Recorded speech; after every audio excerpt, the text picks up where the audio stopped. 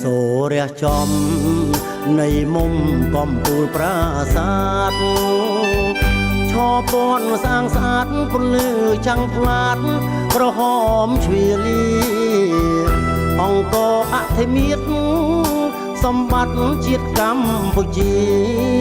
ទេសចរមូលមកគ្រប់គ្នាជួបជុំគ្នា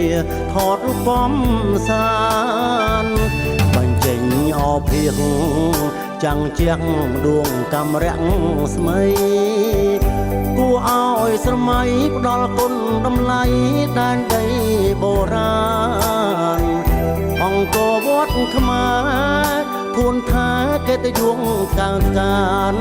បិទមហារមណីយដ្ឋានទាំងចរបានសុខសាន្តស្លុតតៃកំពូលទាំង5ដំបន់ដុសវត្តបធខែវផ្ដែមុំល្អចម្លាក់បបតាំងពីអតីកសិនគូទឹកគយគុណផ្លឹកអង្គស្មារតីត្រកាត់ជាជាតិល្បាញល្បីស្រង់ប្រំប្រៃក្បោក្បាច់រាជចនាដែនអង្ឆរិយសិល្បៈរបស់ជាតិយើងអាណាចក្ររុងរឿងត្រូវលើកដំកើង